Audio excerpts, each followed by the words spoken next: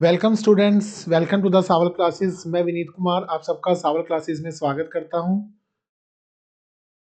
हम अपने मिशन की एंटिटी की ओर बढ़ रहे हैं, मिशन की ओर, जो कि आज हमारा लेक्चर 3 एमसीक्यूज रहेगा, जिसमें सीडीपी के बारे में हम डिस्कस कर रहे हैं।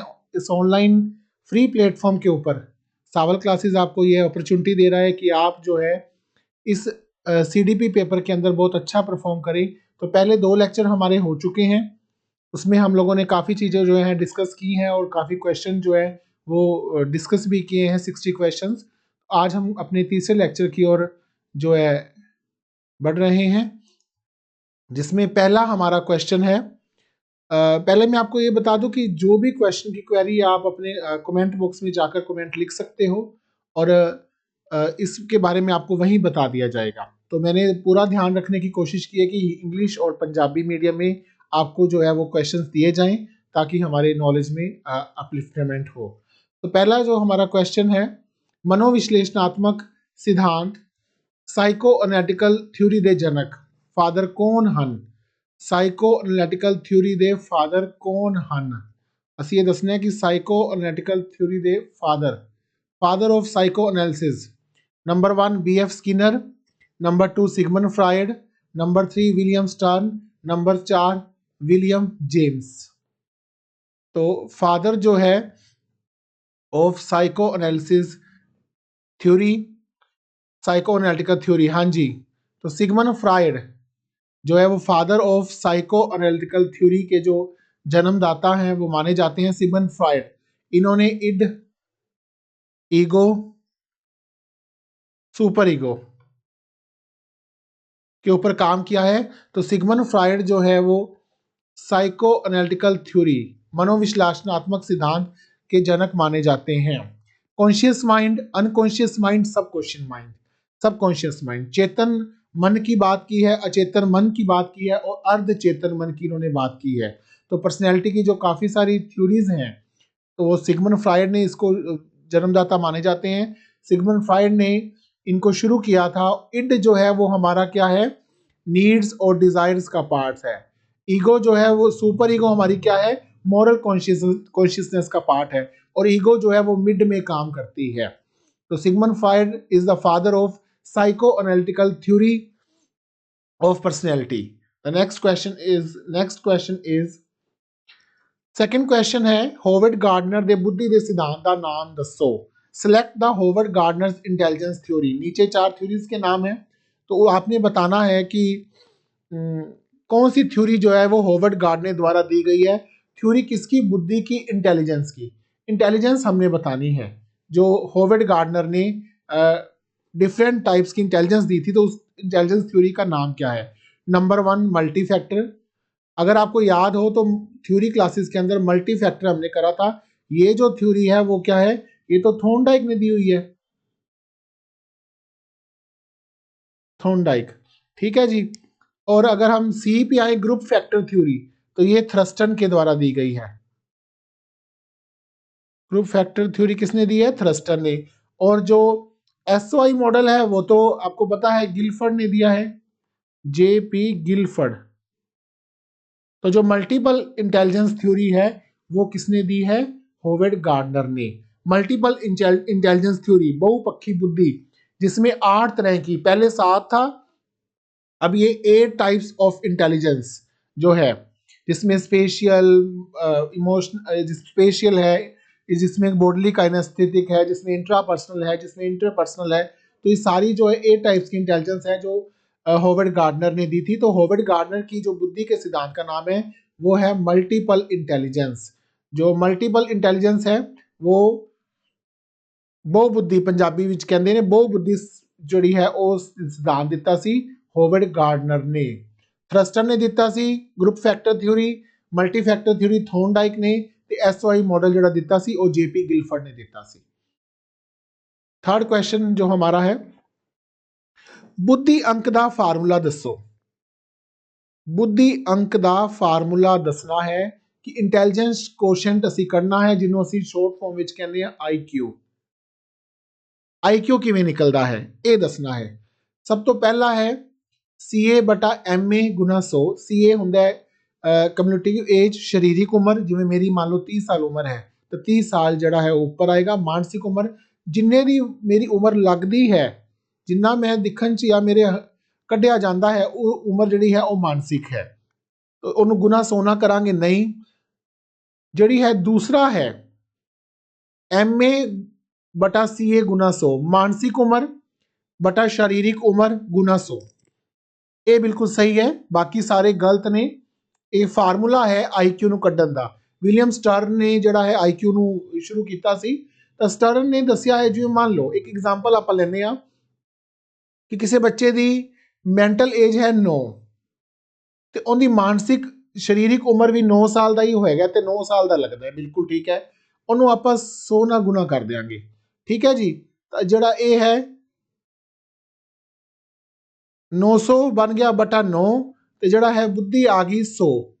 ਤੇ ਜਿਹੜੀ ਅਸੀਂ ਕਹਿੰਦੇ ਹਾਂ 90 ਤੋਂ ਲੈ ਕੇ 110 ਤੱਕ ਐਵਰੇਜ ਬੁੱਧੀ ਦਾ ਬੱਚਾ ਹੁੰਦਾ, ਔਸਤ।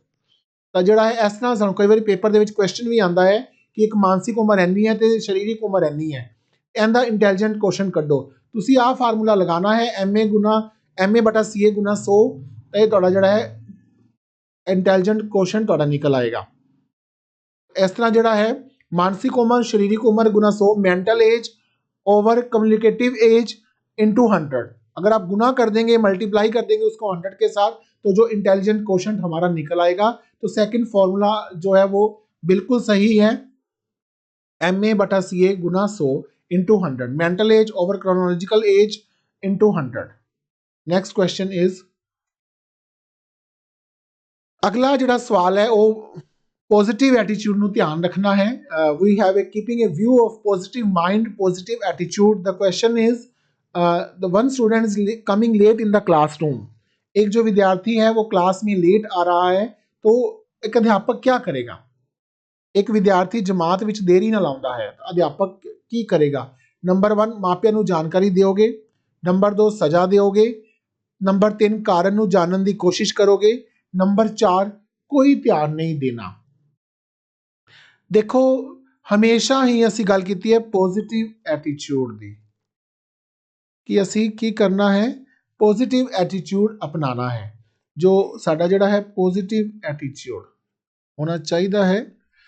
तो जिहड़ा सब तो पहला माँ प्यो नूं जानकारी दोगे। ओबवियसली बच्चा जिहड़ा है माँ घरों आ रहा है तो माँ प्यो नूं इस बारे पता ही है कि वो बच्चा लेट जा रहा है। सज़ा तो बिल्कुल बंद हो चुकी है। जिहड़ी पनिशमेंट है ਉਹ ਸਾਡੀਆਂ ਜਿਹੜਾ ਸੰਵਿਧਾਨ ਦੇ ਵਿੱਚ ਵੀ ਲਿਖ ਦਿੱਤਾ ਗਿਆ ਹੈ ਕਿ ਸਜ਼ਾ ਨਹੀਂ ਤੁਸੀਂ ਦੇਣੀ। ਜੋ ਸਿੱਖਿਆ ਦੀ ਅਲੱਗ-ਅਲੱਗ ਕਮੇਟੀਆਂ ਬਣਦੀਆਂ ਹਨ, ਬੈਠਦੀਆਂ ਹਨ, ਉਹਨਾਂ ਨੇ ਪਨਿਸ਼ਮੈਂਟ ਨੂੰ ਬੈਨ ਕਰ ਦਿੱਤਾ। ਕੋਈ ਧਿਆਨ ਨਾ ਦੇਣਾ, ਬਿਲਕੁਲ ਨਹੀਂ। ਜੇ ਅਸੀਂ ਬੱਚੇ ਵੱਲ ਕੋਈ ਧਿਆਨ ਹੀ ਨਾ ਦੇਵਾਂਗੇ ਤਾਂ ਬੱਚਾ ਸਕੂਲ ਕਿਉਂ ਆਏਗਾ? ਫਿਰ ਬੱਚਾ ਕਿਉਂ ਪੜ੍ਹਨ ਆਏਗਾ? ਜਿਹੜਾ ਤੀਸਰਾ ਪੋਜ਼ਿਟਿਵ ਐਟੀਟਿਊਡ ਬਿਲਕੁਲ ਸਹੀ ਹੈ ਕਿ ਕਾਰਨ ਨੂੰ ਜਾਣਨ ਦੀ ਕੋਸ਼ਿਸ਼ ਕਰਾਂਗੇ कि वाई द स्टूडेंट या children is coming late to the classroom. क्यों एक बच्चा जो है वो क्लास के अंदर देरी से आ रहा है? We have a positive, teacher should always have a positive attitude towards their students.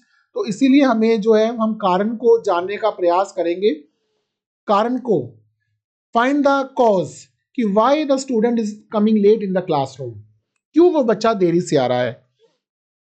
सजा देना कोई हल नहीं है, वैसे भी सजा को आजकल बैन कर दिया गया है। अगर आप बात करो स्कूलों की तो स्कूल वाले आजकल अध्यापक को सीधा ही कहते हैं कि सजा जो है वो अगर दोगे तो यू आर द रिस्पॉन्सिबल। तो बच्चे का हो सकता है कोई ऑथेंटिक कारण हो, कोई घर में परेशानी हो, कोई दिक्कत हो, कुछ हो, तो वो जो है आप कारण जानने की कोशिश करोगे और उसको दूर करने का भी प्रयास करोगे। अध्यापक का ये फर्ज है। मनोविज्ञान ਨੂੰ ਆਤਮਾ ਦਾ ਅਧਿਐਨ, ਸਟੱਡੀ ਆਫ ਸੋਲ। ਜਿਵੇਂ ਕਿ ਤੁਹਾਨੂੰ ਪਤਾ ਹੈ ਕਿ psychology is derived from psyche and ਲੋਗਸ।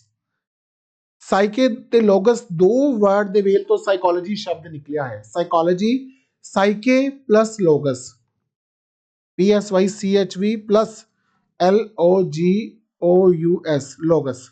तो साइके प्लस लोगस, जो है psyche means study, logos means soul.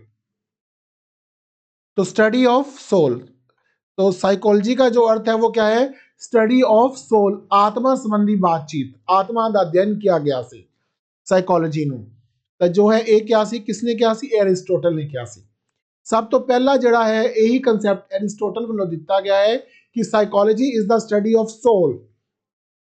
Psyche plus logos आत्मा की जिहड़ी गलबात है, मनोविज्ञान दे विच आत्मा नूं सब तो उन्हें मन्निया सी कि आत्मा का अध्ययन करते हैं जिंदे which personality, intelligence, full body सब कुछ आता है।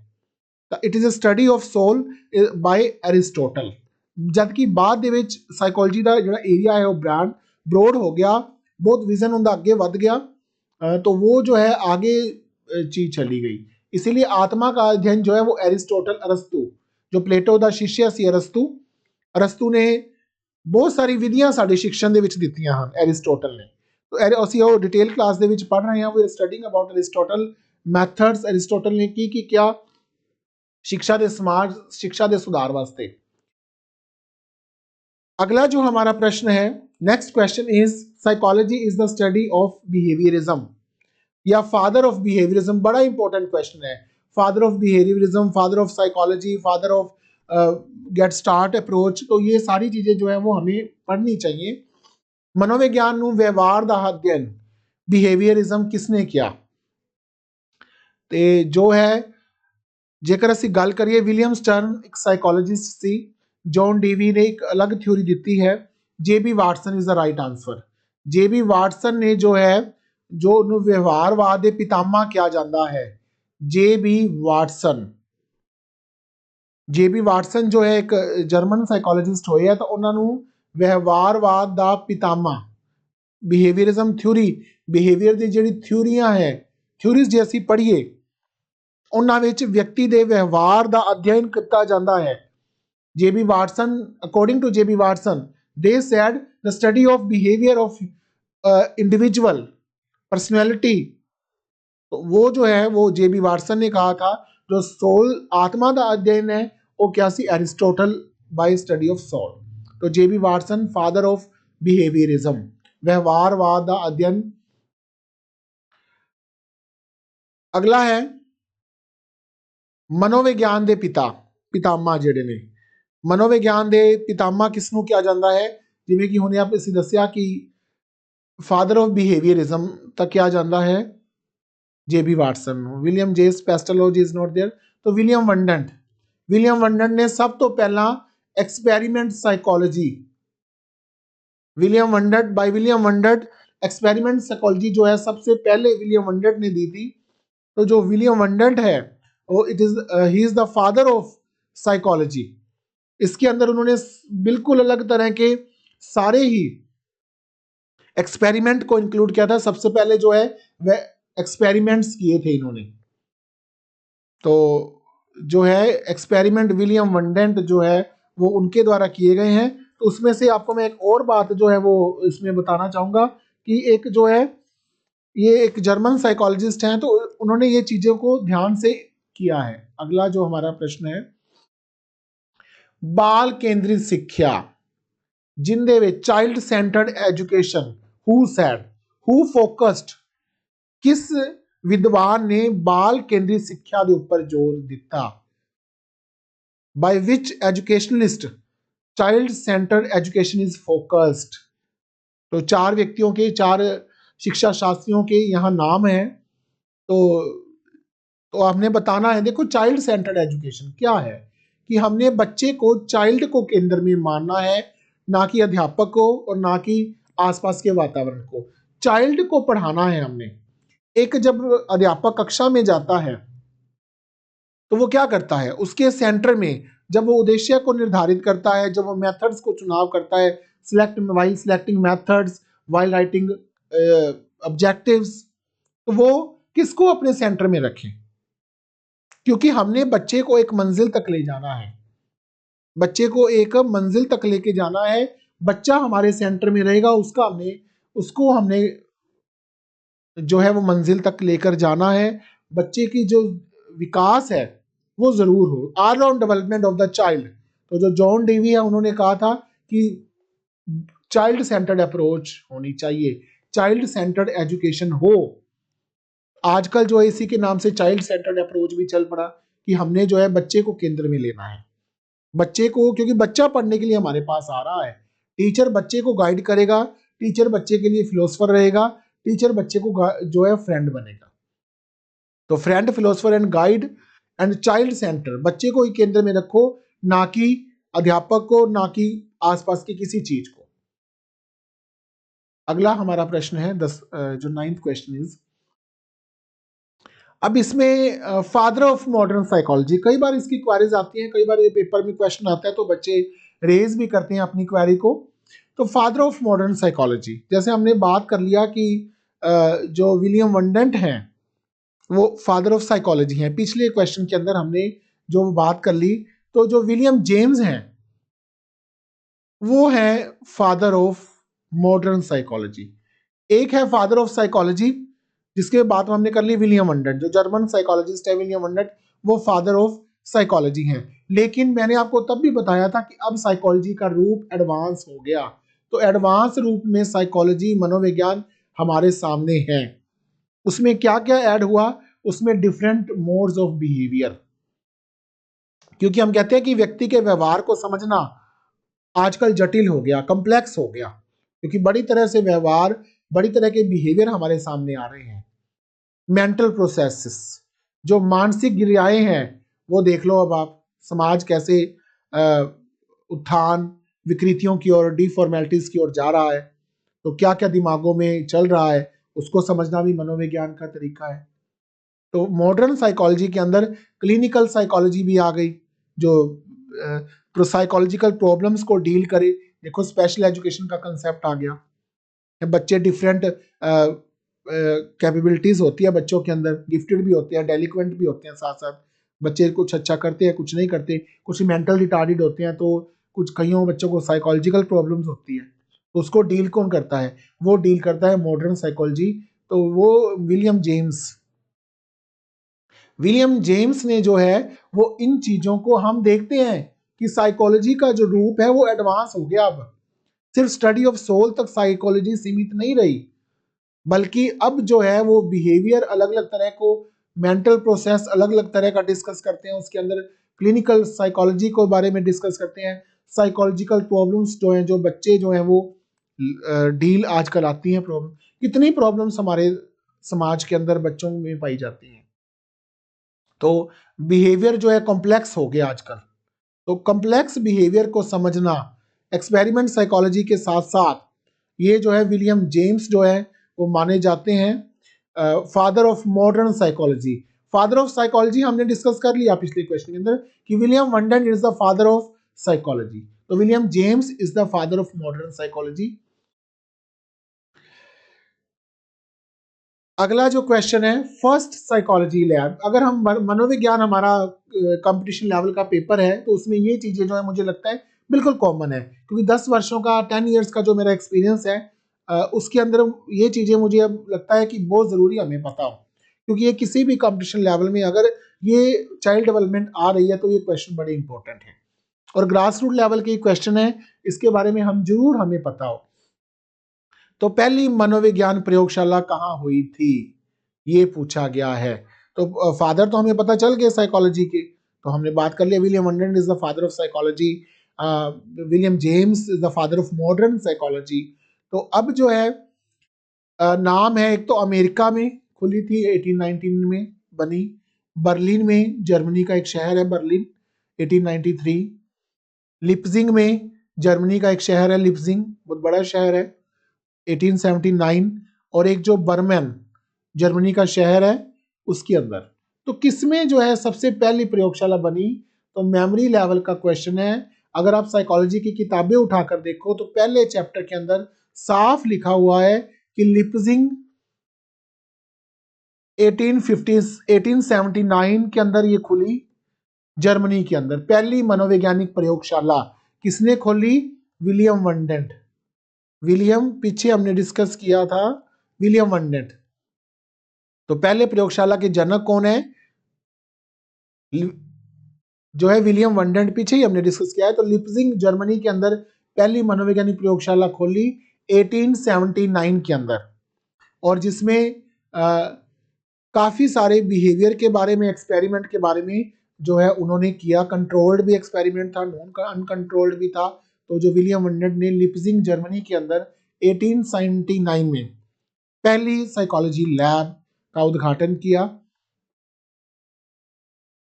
आगे है गार्डनर दी 7 बुद्धियां सी पहला हुन 8 भी मन्नियां जांदियां ने। तो 8 types of Howard Gardner intelligence ने सूची बनाई, लिस्ट बनाई उन्होंने अपने 8 टाइप्स ऑफ इंटेलिजेंस की, जिसमें उन्होंने कौन सी जो है वो शामिल नहीं की। इंग्लिश मीडियम वालों के लिए अगला प्रश्न है, 12 क्वेश्चन वो इसी को मैंने इंग्लिश में लिखा है। तो पहले पंजाबी वालों के लिए प्रश्न है, केड़ी बुद्धि, देखो स्पेशल इंटेलिजेंस स्थानिक बुद्धि जेड़ी कि स्थान नाल संबंधित है, साइंस नाल संबंधित है, एस्ट्रोनॉट नाल संबंधित है, वो बनाई। यस। अंतर व्यक्तित्व बुद्धि भी बनाई उन्होंने, बिल्कुल, जो कि दूजिया नाल संबंध रखती है, बिल्कुल सही है। संगीतात्मक बुद्धि बनाई, सही है। बॉडीली बुद्धि बनाई, म्यूजिकल, स्पेशियल, भाषात्मक बुद्धि बनाई, यस बिल्कुल, लैंग्वेज बनाई। उन्होंने भावात्मक बुद्धि नहीं बनाई कोई भी। इमोशनल इंटेलिजेंस का जो है वो होवर्ड गार्डनर ने नहीं दिया, बाकी सब दिए हैं। Interpersonal, intrapersonal, language, bodily kinesthetic, तो स्पेशियल, म्यूजिकल, तो ये सारी चीजों की उन्होंने लिस्ट बनाई, पर उन्होंने इमोशनल इंटेलिजेंस को उसमें इंक्लूड नहीं किया। और सिर्फ गार्डनर का पूछा गया है यहाँ पे, ये बात ध्यान में रखनी है। कहीं पेपर में कोई प्रश्न और आ जाए और आपको जी सर ने भावात्मक करवाया है तो कर दें, नहीं, गार्डनर ने सिर्फ इसको इंक्लूड नहीं किया। गिलफर्ड ने हो सकता है जो उसने अपना 180 का मॉडल है वो दिया है, उसने उसमें 3 यूनिट प्रोसेस कंटेंट में दिया हो सकता है, तो ये ध्यान रखना है। अगला प्रश्न वही है कि 11वें का ही जो प्रश्न इंग्लिश में है, ये 8 types of different intelligence by Howard Gardner which is not included. Spatial अभी मैंने आपको बताया, यस ठीक है किया था। Interpersonal, yes. इंट्रापर्सनल होता है जो अपने आप से। इमोशनल इंटेलिजेंस को उन्होंने नहीं बनाया, तो ये जो है वो सारे इमोशनल इंटेलिजेंस इसका आएगा। तो अगर आप थ्योरी की क्लासेस लगाओगे पेड ग्रुप के अंदर, तो वो आपको ये सारी थ्योरीज उसमें सब कुछ बताया जाएगा कि बाकी जो है 7 कौन सी थी। जैसे अब अगर बात करें, पहली स्पेशियल होगी, इंट्रा होगी, इंटर्न होगी, म्यूजिकल है, बॉडीली काइनेस्थेटिक है, लैंग्वेज है, ठीक है जी, रिलेटेड टू अवर एबिलिटी है। तो ये सारी इमोशनल इंटेलिजेंस को होवर्ड गार्डनर ने इंक्लूड नहीं किया। वैसे ही बहुत इंपॉर्टेंट क्वेश्चन है, पूछा जाता है ये। शायद क्वेश्चन एक अगर मैं रिकैप्चुलेशन के तौर पर कह लूँ, पुनरावृत्ति के तौर पर कह लूँ तो अतिशयोक्ति नहीं होगी। तो उसमें जो पिछले में भी मैंने ये आपको बताया था कि फ्रोबल कंटिन्यूएशन ऑफ एजुकेशन, कि फ्रोबल का आपने कंट्रीब्यूशन बताना है कि फ्रोबल ने शिक्षा के अंदर क्या योगदान दिया, ठीक है जी। तो समय समय पर शिक्षा के अंदर बहुत सारे शिक्षा शास्त्री, मनोवैज्ञानिक अपना योगदान दे रहे हैं। तो क्या योगदान दिया था उन्होंने? वोकेशनल एजुकेशन का जोर दिया, ये तो पता है, महात्मा गांधी जी ने इस पे जोर दिया था हमें।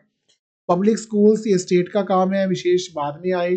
तो किंडर गार्डन, जिसको कहते हैं कि प्री जो स्कूल बच्चों को फोकस करना, किंडर गार्डन जो है स्कीम उन्होंने दी थी फ्रोबेल ने, ठीक है जी। किंडर गार्डन जो स्कीम दी थी ताकि जो बच्चों को घर जैसा माहौल स्कूल के अंदर, प्री सर्विस जो है स्कूल 1837 के अंदर उन्होंने शुरू किया, जिसको किंडर गार्डन के नाम से दिया गया।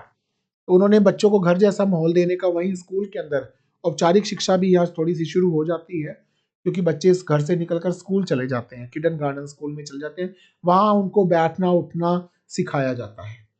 तो वो कहते हैं कि फ्रोबेल का मानना था कि डायरेक्ट अगर आप बच्चों को स्कूल भेज रहे हो तो शायद बच्चों को स्कूल में समस्या, उनको प्रॉब्लम आए, वो ना एडजस्ट कर पाए अपने आप को। तो पहले उसके प्री स्कूल होना चाहिए जिसमें बच्चों को 1 घंटा 2 घंटा जिसमें सिर्फ स्किल्स सिखाई जाए। तो फ्रोबेल की जो एजुकेशन है वो बहुत इंपॉर्टेंट है। Select wrong statement of development, कि अगर जो पहला हमने वादा थे विकास, ग्रोथ एंड डेवलपमेंट किया था, तो what is the wrong state, आपने बताना है कि इसमें से कौन सी स्टेटमेंट रॉन्ग है। 4 ऑप्शन हमारे सामने है। तो पहला है डेवलपमेंट इज प्रिडिक्टेबल, बिल्कुल सही है ये तो, कि विकास की भविष्यवाणी की जा सकती है। तो जो विकास है उसकी भविष्यवाणी की जा सकती है, डेवलपमेंट इज प्रिडिक्टेबल, बिल्कुल की जा सकती है। क्योंकि जब हम बच्चे को हम कहते हैं कि बच्चा होशियार है, इसकी राइटिंग बहुत अच्छी है, is very good in writing, is very good in listening, he is very good in physical activities, तो हम प्रिडिक्ट कर सकते हैं कि ये बच्चा क्या बनेगा। दिस इज द बिल्कुल ये जो राइट है। Next is focus on heredity, वंशानुगत विकास, बिल्कुल हेरिडिटी इन्वायरमेंट तो डेवलपमेंट से बिल्कुल संबंधित, डायरेक्ट इनका रिलेशन है, रिलेटिव रिलेशन है इनका। At early stage rapid development is there, this is the right. हमने किया था उसके प्रिंसिपल्स के अंदर कि जीवन के शुरुआती दिनों में जो है क्या होता है, जो गति है वो तेज होती है, बिल्कुल सही। अगला है डेवलपमेंट इज स्टेबल, कि जो विकास है वो गतिहीन है, स्थिर है, नहीं जी नहीं, नो। विकास जो है वो क्या है, क्या है विकास, विकास जो है वो गतिशील है, गतिहीन नहीं है, वो चलता रहता है। डेवलपमेंट जो है वो आजीवन चलती है। तो ये जो स्टेटमेंट है वो गलत है, बाकी सारी जो स्टेटमेंट है वो सही है। डेवलपमेंट इज स्टेबल, नो, बाकी सारे ठीक है इनके। प्रिडिक्टेबल विखवानी ऐसी कर देने बच्चे का होशियार बनेगा, नलायक बनेगा, की करेगा। हेरिडिटी बिल्कुल रोल प्ले करती है ਤੇ जीवन के शुरुआती दिनों में ਜਿਹੜਾ ਸਾਡਾ विकास है वो बड़ी तेजी ਨਾਲ ਹੁੰਦਾ है। तो ये जो डी इसका राइट आंसर है, हम कर चुके हैं। The next question is POCSO act, POCSO act full form. समय समय पर हमें कुछ एक्ट्स हमारे लिए बनाए गए हैं, तो ये एक्ट विशेषकर चिल्ड्रन के लिए बनाया गया है, ये ध्यान रखना है आपने। चाइल्ड के लिए एक्ट जो है, जो क्योंकि हमारे सिलेबस में भी है इस एक्ट का नाम। तो रिसेंटली अगर आपने सुना तो पिछले कुछ सालों के अंदर ये लॉन्च हुआ है, ये एक्ट बनाया गया है। क्यों बनाया गया है, क्योंकि जो चाइल्ड को लेकर ऑफेंसेस है, जो बाल अपराध जिसको कहते हैं वो होते हैं, तो बाल अपराध जो है वो अपराध बाल जो है करते हैं, तो उसके लिए एक एक्ट बनाया गया है। जो बाल, जैसे कई बार आपने देखा होगा किसी ढाबे के अंदर अब जाते हैं तो चाय पीने के लिए, तो वहां देखते हैं छोटा सा लड़का काम कर रहा है, या किसी बच्चे का शोषण हो रहा है, वो मांग रहे हैं, उनको जबरदस्ती मंगवाया जा रहा है, तो उसका उस एक्ट की फुल फॉर्म बतानी है। इस एक्ट को हम फुली डिटेल के साथ पेड ग्रुप के अंदर थ्योरी क्लासेस में करेंगे, तो आपने अगर वो ज्वाइन करनी है तो आपको बिल्कुल क्लियर हो जाएगा कि ये एक्ट क्यों बनाया गया, किस उद्देश्य को लेकर बनाया गया। तो पॉक्सो जो एक्ट है, the protection of child same offences, नहीं सेम ऑफेंसेस तो कोई टर्म ही नहीं है। The protection of children from sexual offences, special offences कोई नहीं होते। तो ये जो बी है वो मुझे लगता है सही है, बिल्कुल B is the right answer. The protection of children from sexual offences, बिल्कुल सही है कि बच्चे का जो है बच्चे के जो अपराध होते हैं छोटे बच्चों के साथ जो है वो, तो ये जो है उन ऑफेंसेस को कम करने के लिए, दूर करने के लिए, खत्म करने के लिए बनाया गया है। तो साथ में मैंने इसका एक छोटा सा नोट दिया है, 2012 में बनाया गया protection of children from offences of sexual assault, तो है जो होते हैं गाली गलौज करना, तो ये सारी चीजें हैं जो जबरदस्ती करना, तो इसमें ये शामिल है। तो ये जुडिशियल प्रोसेस है एक, क्या है ये, जुडिशियल, इसको एक जुडिशियल रूप दिया गया जिसमें सुनवाई भी होती है। तो B is the right answer, the protection of children from sexual offences. तो ये एक्ट को हम डिटेल से उसमें पढ़ेंगे। तो 2012 के अंदर ये एक्ट आया, भारत की जो न्यायाधीश बेंच ने इस एक्ट को जो है आजकल ये काम भी कर रहा है। ज्वाइन फ्री व्हाट्सएप ग्रुप, अगर आप हमारे इसी तरह इसी सीरीज को आगे कंटिन्यू रखना चाहते हैं और लेक्चर चाहते हैं, तो हमारे आप दिए गए स्क्रीन पर जो नंबर है उस पर व्हाट्सएप ग्रुप में ऐड भी हो सकते हैं। एक बार आप अपना जो है नाम लिखकर और साथ में एंटिटी लिखकर व्हाट्सएप कर दें 9988832392 पर, आप ऐड हो जाएंगे और आपको मोर वीडियोस, ताकि हमारी जो है मिशन एंटिटी पूरा हो। तो enrol for paid group also, तो आप जो है अपना एनरोलमेंट करें पेड ग्रुप के अंदर, ताकि आपको थ्योरीज के बारे में, एक्ट्स के बारे में, पूरे सिलेबस के बारे में ज़्यादा जो है वो क्लियर हो जाए। तो अगले जो कुछ क्वेश्चन हमारे हैं वो हमारे आएंगे चिल्ड्रन विद स्पेशल नीड्स के अंदर, जो लर्निंग डिसेबिलिटीज के क्वेश्चन बहुत आते हैं पेपर में। डिसलेक्सिया, क्योंकि अब जो है वो चिल्ड्रन विद स्पेशल नीड्स एक पूरा टॉपिक है हमारे इस पेपर के अंदर, इसके अंदर, तो उसमें हमने ये चीजें पढ़नी है, बहुत लेवल पे ये चीजें आती हैं। अब तो ये आगे बड़े बड़े एग्जाम्स के अंदर आने लगी। डिसलेक्सिया कौन सा डिसऑर्डर है, मैं आपको बता दूं डिसऑर्डर क्या होता है, अयोग्यता। डिसऑर्डर क्या होता है, अयोग्यता। तो जो है वो अयोग्य होते हैं, अक्षम होते हैं, जिसको हिंदी में कहते हैं। तो डिसऑर्डर, डिसलेक्सिया एक डिसऑर्डर है। कौन सा डिसऑर्डर है? सारे डिसऑर्डर, हम आने वाले कुछ क्वेश्चन जो है वो इसी से संबंधित है। ये मेमोरी लेवल के क्वेश्चन है, बड़ा आप याद रखेंगे तो आपके 2-4 नंबर तो मुझे लगता है इसी में पक्के निकल आते हैं। तो dyslexia is a reading disorder, क्योंकि राइटिंग डिसऑर्डर जो है वो डिस्ग्राफिया है, स्पीकिंग जो है वो एक अलग है। ऑडिटर अब आगे करेंगे ये दोनों। तो डिसलेक्सिया इज रीडिंग डिसऑर्डर। कैसे? जैसे हम बच्चे बी और डी को पढ़ नहीं सकते। जैसे आप गोड लिखो तो वो डॉग लिख देंगे।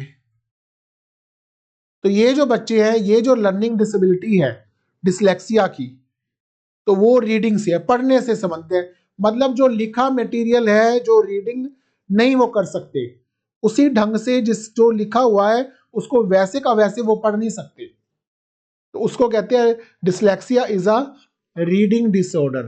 रीडिंग ਸਾਡੇ ਪੜਨ ਨਾਲ ਜਿਹੜੇ ਬੱਚੇ ਹੁੰਦੇ ਆ ਉਹਨਾਂ ਨੂੰ ਪੜਨ ਨਾਲ ਜਿਹੜਾ ਹੈ विकार उत्पन्न होता है जिंदे विच, वो लिखे हुए मटेरियल को बिल्कुल सही उसी ढंग से पढ़ नहीं सकते। तो dyslexia is our reading disorder.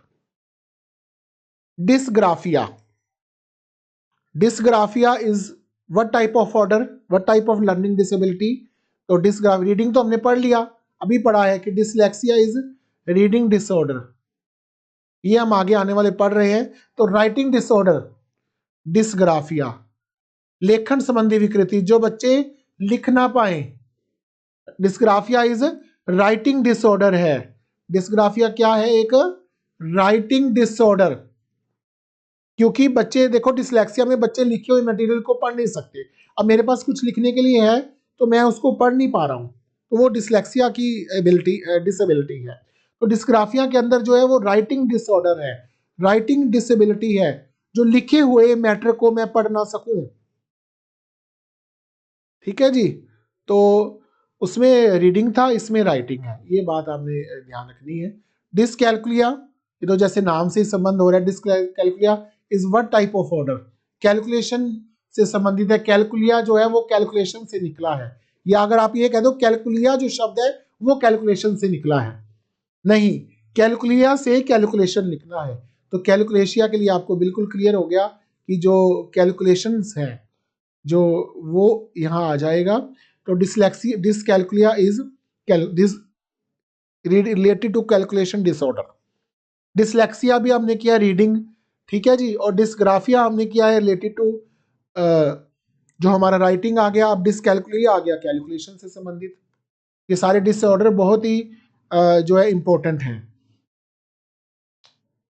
Dysgraphia is what type of disorder? तो dysgraphia is what type of disorder? तो इट इज जैसे कि नाम से संबंध है कि डिसग्राफ जो है ड्राइंग से संबंधित है। ये ड्रॉ करने में जो है बच्चे को अयोग्य हो जाएंगे, वो प्रॉब्लम उनको आती है। तो डिसग्राफिया इज डिसऑर्डर जो है वो, ठीक है जी। तो इसके अंदर ये चीजें मैं आपको फिर से दिखा रहा हूं। तो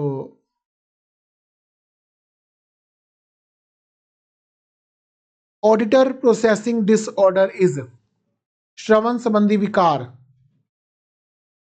auditor processing disorder is related to listening. श्रवण, श्रवण तो जैसे ऑडिटर क्या होता है? सुनना, तो सुनने से संबंधित है, रिलेटेड टू लिसनिंग। तो 20 जो है वो रिलेटेड टू लिसनिंग है। ऑडिटर श्रवण संबंधी जो विकार है वो किस में उत्पन्न होता है? रिलेटेड टू लिसनिंग के अंदर, सुनना जिसको कहते हैं,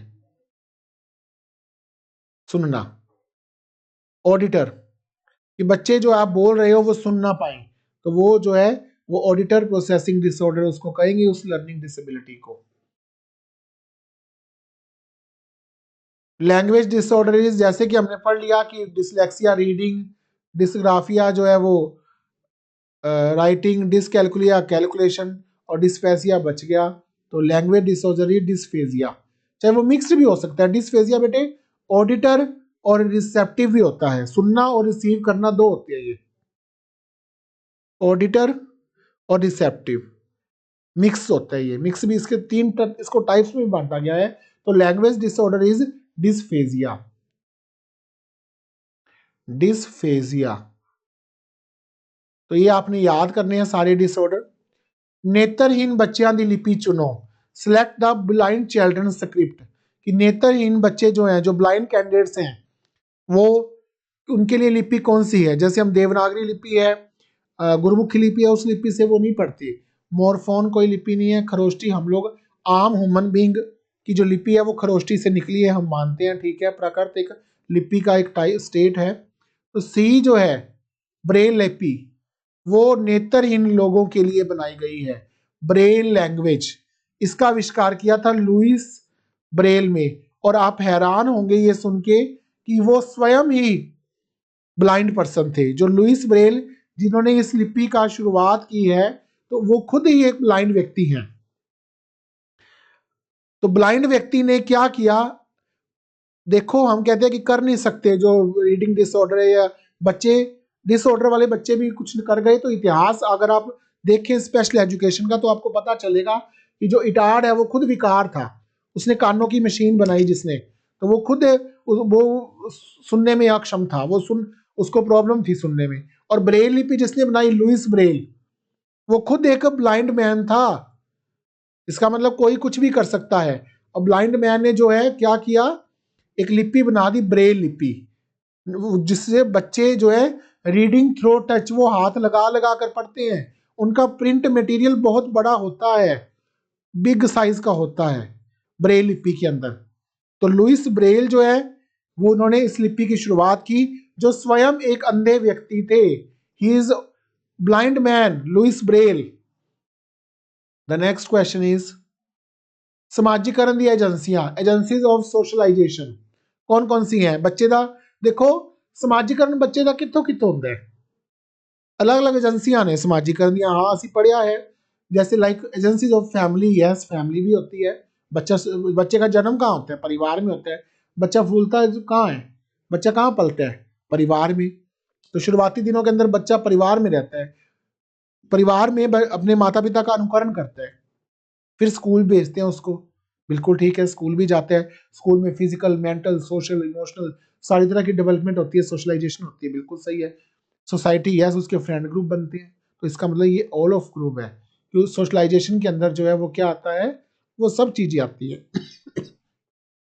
ऑल ऑफ दीज, फैमिली भी है, परिवार भी है, स्कूल भी है और समाज भी है। Family, school and society, three agencies are there for socialisation of a child. तो परिवार में बच्चा शुरू से वहां उनका जन्म होता है, फिर वो स्कूल जाता है, फिर सोसाइटी में उसके दोस्त बनते हैं, लोगों से मिलता जुलता है। तो वो तीनों से उसको मिलता है, समाजीकरण होता है। अगर मैं कह दूं कि मैं आज इस व्यक्ति से मिला, मैं बड़ा खुश हुआ, मुझे बहुत अच्छा लगा, मुझे उसने प्रभावित किया, मैं उससे ऐसा बन सकता हूं, तो ये समाजीकरण। क्योंकि मनुष्य, एरिस्टोटल ने कहा था कि man is a social animal. पहली समाजीकरण एजेंसी देखो पीछे पूछा सी कि केड़ा एजेंसीज हैगियां ने, तो अब इसमें पूछा है फर्स्ट एजेंसी ऑफ सोशलाइजेशन कौन सी है। क्या करते हैं हम, ज्यादातर बच्चे जो है वो स्कूल पे टिक कराते हैं, कि जो है पहले बच्चा स्कूल में जाकर सीखता है। तो क्या ये सही है? स्कूल कभी भी नहीं, स्कूल में बच्चा कभी, हमेशा हम ये क्वेश्चन कई बार बच्चे गलत करते हैं, स्कूल को टिक करके आते हैं, स्कूल नहीं है, सोसाइटी भी नहीं है, फ्रेंड्स भी नहीं है। तो सबसे पहली जो एजेंसी है वो कौन सी है, वो है फैमिली, परिवार जो है वो बच्चे की सबसे पहली एजेंसी है। तो इसमें जो है वो ऑप्शन नहीं है, तो नन ऑफ द अबव आएगा, क्योंकि फैमिली में बच्चे का जन्म होता है। पहली समाजीकरण एजेंसी जो है वो किसकी है, वो बच्चा परिवार चो प्राप्त करता है। तो जड़ा है ਇਹਦੇ ਵਿੱਚ ਜਿਹੜੀ ऑप्शन नहीं है कि परिवार दी, family is not option type of there, तो we click on the none of the above.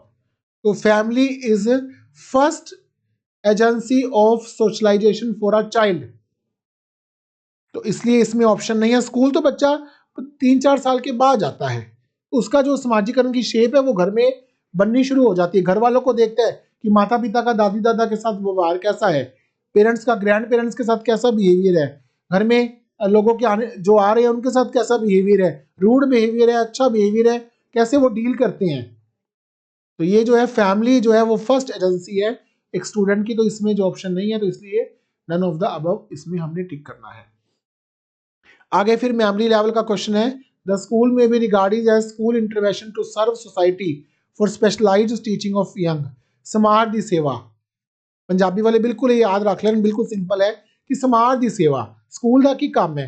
School बारे डेफिनेशन है, ठीक है ना, स्कूल जड़ा है वो स्कूल तो निकलिया है, तो ਉਹਦੇ ਵਿੱਚ ਕਿਹਾ ਕਿ ਸੋਸ਼ਲ ਸਰਵ सोसाइटी स्कूल की करते हैं, समाज की सेवा करते हैं ਤੇ ਬੱਚਿਆਂ ਨੂੰ ਪੜ੍ਹਾ ਕੇ। ਇਹ ਜਿਹੜੀ ਡੈਫੀਨੇਸ਼ਨ ਹੈ ਇਹ ਬਿल्कुल जॉन डेवी ਦੀ नहीं है, ओटावे ਦੀ है। ओटावे ने ਕਿਹਾ ਸੀ कि ਜਿਹੜੀ स्कूल है वो समाज की सेवा है। तो आप इस बात को पंजाबी वाले और हिंदी बिल्कुल हिंदी इंग्लिश वाले याद कर सकते हैं कि सर्व सोसाइटी किसने कहा, सर्व सोसाइटी जो है वो ओटावे ने कहा था, समाज की सेवा है। अगला क्वेश्चन है जी, the first 6 years of a child are the school of mothers नी। हम देखो ये this is the definition, this is the statement by the person कि पहले 6 साल बच्चे का जो स्कूल है वो मां जो है मदर दी गोदी होती है। First 6 years of a child are the school of mothers नी। बच्चे के पहले 6 साल जो बच्चा है वो मदर जो है उसके गोदी में, वो मदर की गोदी उसके लिए स्कूल है। फिर इसका मतलब स्कूल तो ऑप्शन गलत हो गया। तो ये जो डेफिनेशन है कम्युनिस्ट ने दी थी। कम्युनिस्ट ने कहा था कि जो बच्चा है वो क्या करता है, 6 साल तक जो है वो अपनी माता को ही, माता की गोदी को स्कूल मानता है। देखो जन्म होता है बच्चे का, 2-3 साल वो घर रहता है, माता पिता के साथ रहता है। इनफैक्ट माता के साथ बच्चा अटैच है ज़्यादा। तो माँ जो है वो क्या करती है, कम्युनिस्ट जो है के द्वारा ये कही गई बात है कि the first 6 years of a child are the school of mothers नी, कि पहले 6 साल तक बच्चा जो है वो माता के साथ रहता है, माता ही उसके लिए स्कूल है, माता ही उसको स्किल्स सिखाती है, माता ही उसको सिखाती है कि गुड मॉर्निंग बोलो, गुड नाइट बोलो, विश करो, ये सारी चीज़ें। तो वो जो है स्कूल बच्चे के लिए माँ ही है। इंटरपर्सनल का की संबंध है, इंटरपर्सनल दो टर्म ने, एक था इंटर जी, एक है इंट्रा। जिवें असीं होवर्ड गार्डनर की इंटैलीजेंस दे विच भी डिस्कस किया है, उत्थों ही निकले। तो विद वन सैल्फ आदे आप नाल, विद अदर्स दूजिया नाल, विद लिमिट किसे नाल नहीं, नन ऑफ द अबव नहीं। तो जड़ा इंटरपर्सनल है विद अदर्स, दूसरों के साथ संबंध। इंटरपर्सनल इज विद अदर्स, दूसरों के साथ जो है वो क्या संबंध है। और जो इंट्रापर्सनल है वो क्या होगा, वो with in self, with in one self. और जो इंटरपर्सनल है वो है अदर्स, दूसरों के साथ। तो विद इन वन सेल्फ हो गया अपने आप, सेल्फ, और ये हो गया अदर्स। तो इंटरपर्सनल जो है वो अदर्स, विद अदर्स, और इंट्रा जो है वो अपने आप के साथ। अगला जो प्रश्न है हमारा, play allows children to use their. अब जो प्ले का भी एक क्वेश्चन हमारे इसके ऊपर है, क्रिएटिविटी, इमेजिनेशन, फिजिकल। प्ले बच्चे क्यों यूज करते हैं, बिल्कुल क्रिएटिव बन सकते हैं, इमेजिनेशन होंगी है, ड्राइंग वगैरह असीं कराने हैं, एक्टिविटीज स्कूल में करवाइयां जाती हैं, क्यों करवाइयां जाती हैं, इस करके ही करवाइयां जाती हैं। प्ले भी है, कल्पना बनाते हैं बच्चे, कल्पना का निर्माण होता है, बिल्कुल सही है। क्रिएशन ऑफ इमेजिनेशन जो है, क्रिएटिविटी एनहांस्ड होती है उसके अंदर, बिल्कुल सही है। फिजिकल बिल्कुल, क्योंकि मैदान स्पोर्ट्स के लिए मैदान में भागते हैं बच्चे, रेस लगाते हैं, फिजिकल भी है। तो all of the above. Play allows children to use their, खेल बच्चों को किस लिए जरूरी है, किस वास्ते यूज होता है, रचनात्मकता वास्ते, कल्पना वास्ते, शरीर वास्ते। तो इसका ऑप्शन आएगा सब।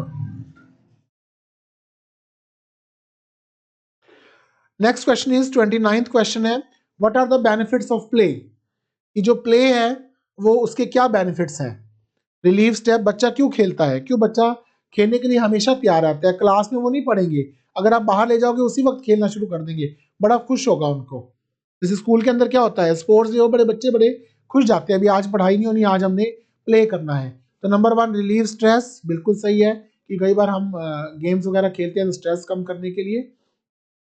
इम्प्रूव ब्रेन फंक्शन, बिल्कुल कुछ mind mapping, brain mapping play होते हैं तो उसमें हम कर सकते हैं इम्प्रूव ब्रेन फंक्शन का। Feelings young with and energetic, बिल्कुल सही है। तो इसमें भी जो ऑप्शन है वो ऑल ऑफ द अबव है कि ये सारे जो चीजें हैं वो प्ले के बेनिफिट्स हैं, all of the above. Yes, relieve stress is also there and improve brain function and play young and energetic. Energetic रहें, यंग रहें। अगला जो क्वेश्चन है, लर्निंग विदाउट बर्डन किस कमेटी, देखो समय समय पर शिक्षा के लिए अलग अलग कमेटियों को ऑर्गेनाइज किया जाता है ताकि वो रिपोर्ट पेश करें, ताकि हमारे देश के अंदर, इंडिया के अंदर, पूरे वर्ल्ड में हर जगह ऐसा चलता है, तो अलग टाइम टू टाइम पे कमेटियां बनाई जाती है ताकि शिक्षा में इंप्रूवमेंट हो, शिक्षा के सुधार के लिए, गुणवत्ता के लिए, क्वालिटी के लिए। तो वो एक ने बात कही थी कि लर्निंग विदाउट बर्डन, जिसको आप कह सकते हो लर्निंग विदाउट बैग्स भी कहते हैं, कि बैग का बोझ बहुत बढ़ता था ना, तो वो भी आगे करेंगे हम लोग पूरी। किस कमेटी ने कही, Muralidhar Yashpal committee report, Rajiv Gandhi committee report, या नेशनल पॉलिसी ऑफ एजुकेशन जो रिसेंटली पिछले ईयर 2020 के अंदर लॉन्च हुई है।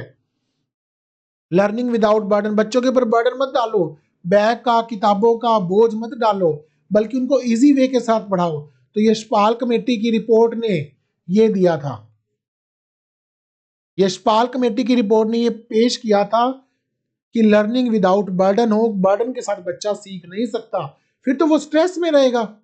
अगर आप इतना बच्चे का बैग भारी है तो बच्चे को बैग उठाने की चिंता है, उसके शोल्डर जो है वो डैमेज हो सकते हैं। तो इस कमेटी ने, डॉक्टर यशपाल जो थे, उन्होंने ये उनके अगुवाई के अंदर ये जो है कमेटी बनी थी, इन्होंने रिपोर्ट पेश की थी, और उन्होंने जो मुख्य बात की थी, जो मेन कंसेप्ट दिया था लर्निंग विदाउट बर्डन, जो कि 1993 में आई थी। उसके बाद 2009 में भी कई कमेटियां गठित की गई हैं जो हायर एजुकेशन को लेकर बनी गई हैं। तो लर्निंग विदाउट बर्डन, बोझ बिना अधिगम होना चाहिए। यशपाल की कमेटी ने 1993 के अंदर ये रिपोर्ट पेश की थी। तो ये आज के हमारे क्वेश्चन सही खत्म हो रहे हैं। तो आप कमेंट बॉक्स में जाकर अपना कमेंट लिखें। अगर किसी भी आपको प्रॉब्लम है तो बड़ी ही अपने अनुभवों के खजाने से, 10 वर्ष के अनुभवों के खजाने से मैं ये आपके लिए क्वेश्चन लेकर आया हूँ। तो for more information and coaching contact now. इस स्क्रीन पर नंबर आ रहे हैं दीपक सर का, 25 95 693 188 आप हमारे पेड ग्रुप के साथ, फ्री ग्रुप के साथ जुड़ना चाहते हो तो आप इन नंबरों पे कॉल कर सकते हो। आपका बहुत बहुत धन्यवाद, थैंक यू। और आप इनको डिटेल से पढ़ें, फिर मिलेंगे, पढ़ते रहें। शब्बा खैर। और आप पेड ग्रुप में जुड़े और आपको वहाँ पे डिटेल जो है वो थ्योरीज करवा दी जाएंगी।